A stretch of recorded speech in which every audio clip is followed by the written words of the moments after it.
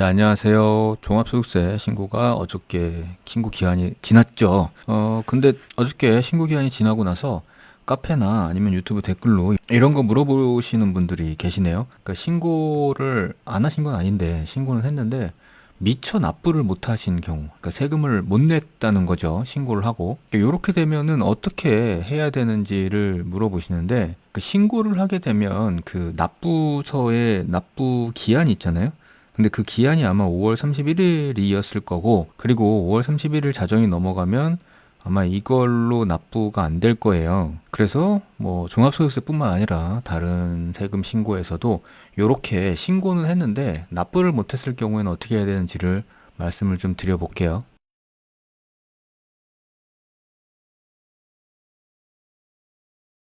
보통 사업자분들이 종합소득세나 부가세세 혹은 원처세나 뭐 이런 것들이 빈번하잖아요. 세금 신고하시는 게.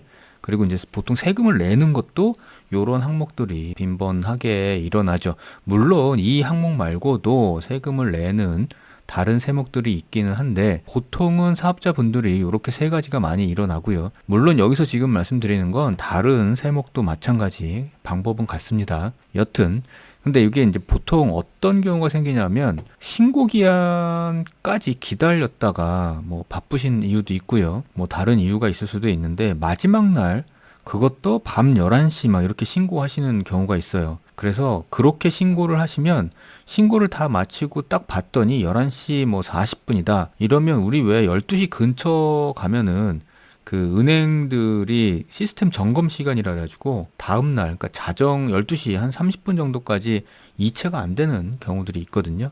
그래서 이제 거기에 걸려버리시면 요렇게 신고 기한을 그냥 넘겨 버리시는 경우가 생기고요. 뭐 아니면은 뭐 일찍 신고를 하셨어도 그 세금을 내야 되는 그 자금이 잠깐 이제 문제가 생겨가지고 신고 기한까지 못 내시는 경우도 있고요. 아니면 신고를 하시고 잊어버리신 거죠. 납부를 해야 되는 거. 뭐 이런 건 이런 실수가 있을 수도 있는데 여하튼 간에 지금 말씀드리는 건 신고를 하셨고 그다음에 납부는 못 하신 경우입니다. 그래서 보통 우리가 세 가지 세목들 많이 그렇게 하시는데 종합소득세 같은 경우에는 매년 5월 31일이죠. 그러니까 요 시기를 넘어가면 이제 그때부터는 납부 기한이 지난 상태에서 납부를 해야 되는 문제가 생겨버리는 거고 부가치세도 마찬가지, 원천세도 마찬가지입니다. 그러니까 이렇게 기한이 정해져 있다 보니까 요 기한 내에 납부를 하지 못하면 이제 문제가 생기는 거죠. 자, 이렇게 되면은 이제 신고는 하셨고요. 그 다음에 납부는 안 하셨기 때문에 신고를 따로 하실 필요는 없죠. 어차피 신고는 돼 있으니까. 그러니까 납부만 하시면 되는데 이때는 이제 가산세가 붙어요. 우리가 신고까지 안 하게 되면 무신고 가산세가 부과되잖아요. 그리고 납부 지연 가산세도 역시 부과가 되는데 지금 이 경우는 신고를 했기 때문에 무신고 가산세는 아니고요. 납부 지연 가산세만 내면 됩니다. 자, 그러면 납부 지연 가산세를 포함해 가지고 실제로 납부를 어떻게 해야 되는지를 이제 말씀을 드릴 거예요. 우리가 뭐 예를 들어서 종합소득세를 예를 먼저 들어볼게요. 물론 뒤에 원천세도 예를 들 건데 종합소득세 같은 경우에는 세금 신고해서 종합소득세 들어가서 하잖아요. 근데 지금은 신고는 이미 끝났기 때문에 납부만 별도로 빼내서 해줘야 되죠.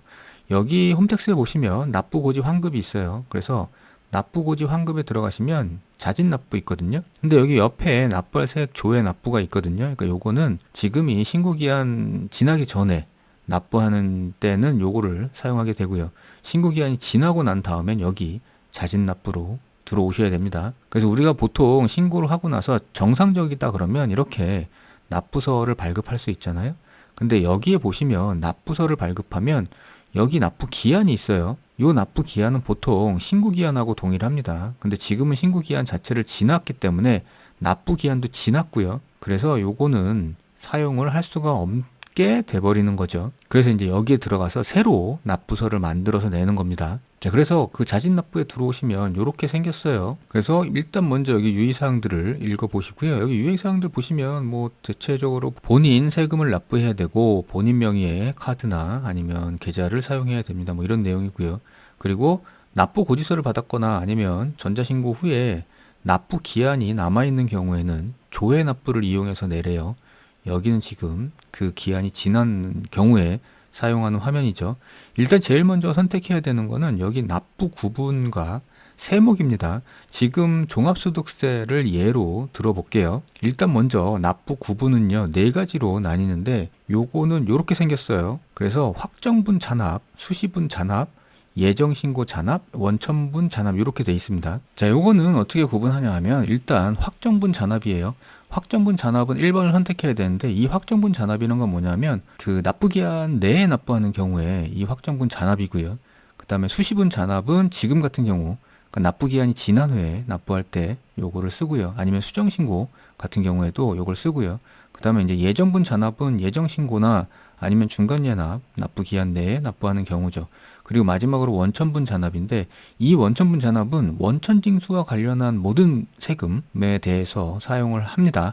그래서 원천세 같은 경우에는 납부기한을 경과했던 아니면 납부기한 내이건 간에 무조건 원천분 잔압 4번만 선택하게 돼 있고요. 지금 만약에 종합소득세다 그러면 우리는 납부기한이 지난 후이기 때문에 여기 수시분 잔압으로 선택을 하고 넘어갈게요. 그래서 여기 수시분 잔압으로 선택했고요. 그 다음에 오른쪽에 세목은 여기 종합소득세를 선택하시면 됩니다. 여기 뭐 종합소득세부터 뭐 증여세, 상속세, 법인세 뭐 되게 많이 있어요. 그래서 이렇게 수시분 잔압 선택하고 종합소득세까지 선택하면 여기 밑에 주민등록번호나 납세자명은 자동으로 떠 있을 거고요. 그 다음에 밑에도 돼 있는데 참고로 여기 지금 종합소득세는 종합소득세 자체가 개인별로 부과되는 세목이기 때문에 주민등록번호가 여기 기재되어 있는데 만약에 여기를요 사업소득세처럼 원천징수 의무자가 내야 되는 세금으로 선택을 하게 되면 여기 밑에가 사업자 등록번호로 자동으로 바뀝니다. 그래서 이때는 여기 사업자 등록번호를 확인을 해 주셔야 되고요. 안 그러면 아예 처음 홈택스 로그인을 할 때 사업자 등록번호로 로그인을 해서 들어오셔야 되고요. 여튼 지금은 종합소득세를 예로 들고 있으니까 수시분 잔압에 종합소득세 선택하시고 이제부터는 이제 납부지형 가산세를 계산해 가지고 실제 내야 되는 세금을 여기에 표시를 해줘야 돼요. 그래서 일단 첫 번째는 뭐냐면 내가 종합소득세 신고를 기존에 신고기한 내에 신고한 그 신고서를 보게 되면 거기에 납부할 세액이 나와 있을 거거든요. 그 납부할 세액을 일단 여기에 써줍니다. 100만 원이라고 예를 들어볼게요. 그래서 종합소득세 100만 원을 써주고 납부지형 가산세 계산해보기 여기를 누르셔가지고 들어가시면 요런 팝업창이 떠요. 그래서 지금 당초 납부기한은 종합소득세니까 5월 31일까지였고요. 그 다음에 내가 지금 내는 날짜를 여기 써주셔야 돼요. 실제로. 그래서 지금 내는 날짜를 만약에 6월 28일 날 낸다 그러면 여기를 6월 28일로 써주셔야 가산세가 계산이 됩니다.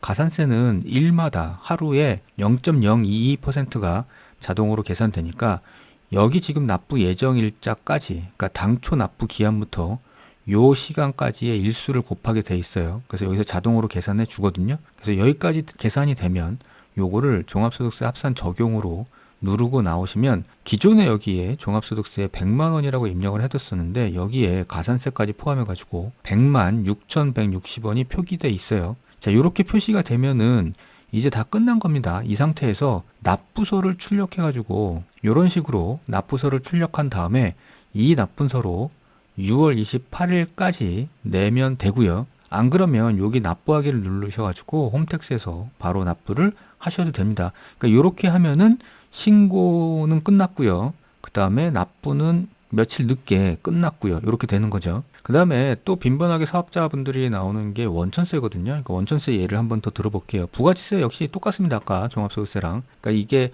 여기 납부 구분부터 일단 먼저 선택을 하면 원천세 같은 경우에는 아까 말씀드렸다시피 무조건 4번 원천분 잔압을 선택하라고 말씀을 드렸어요. 요건 신고기한이 지났거나 안 지났거나 똑같이 원천분 잔압을 선택하시고요.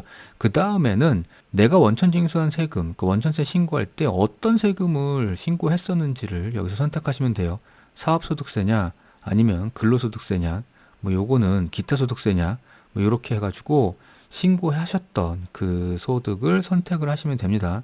그래서 사업소득세를 선택하셨으면 밑에 사업자 등록번호가 뜰 거고요. 확인을 누르시면 됩니다.